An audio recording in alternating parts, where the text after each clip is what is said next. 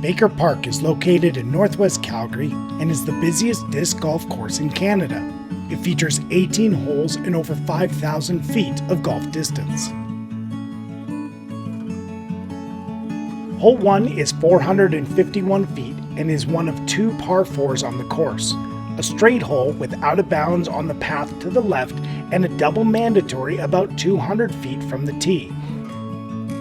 Experienced players will want to clear this section off their drives to set up for the birdie. There are trees on both sides as well as some guardian bushes in front of the basket. Newer players will want to land just before the double mando in order to avoid extra strokes and possibly having their disc hyzer out of bounds and into the Bow River. Hole 2 is a 154-foot par 3 and is a tunnel shot the entire way. This is a must birdie for experienced players. Newer players will want to concentrate on keeping the disc low and in the middle, as going into the woods on either side takes par out of the equation. Hole 3 is a 206-foot par 3 island green hole. Anything on the path or outside of it is considered out of bounds.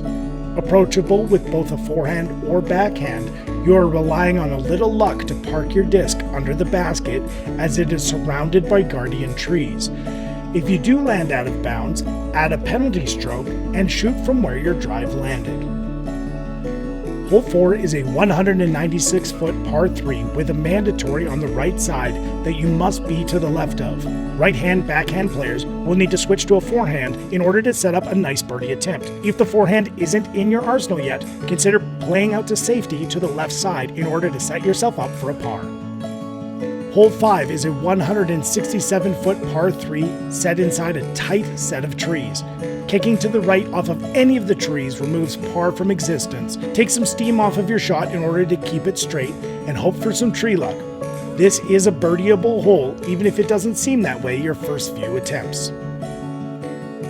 Hole 6 has intimidating double mandatory trees that you must shoot in between, as well as bushes on the left side that tend to swallow up discs. To set yourself up for success on this hole, focus on the basket as the target, and that will more than often take the mandatory trees out of play. If you do miss the mando, pick up your disc and set a marker in between the mando trees and shoot your third shot from there.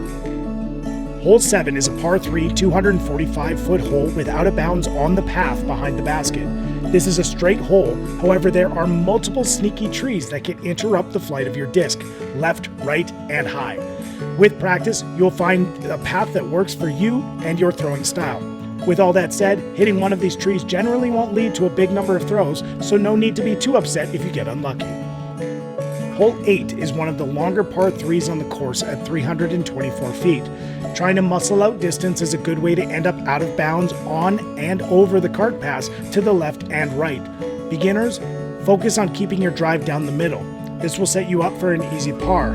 More experienced players can give a rip and try to land in circle 1 for a makeable birdie putt. Be aware that going long past the basket brings bogey into play. Hole 9 is a 296-foot par 3 with a mandatory on the left side that you must stay to the right of. If you miss the mando, you can pick up your disc and shoot 3 from beside that mando tree. There is a nice opening to the basket that is surrounded by trees that can take birdie out of play. Beginners should focus on landing in the middle of the fairway to set themselves up for par.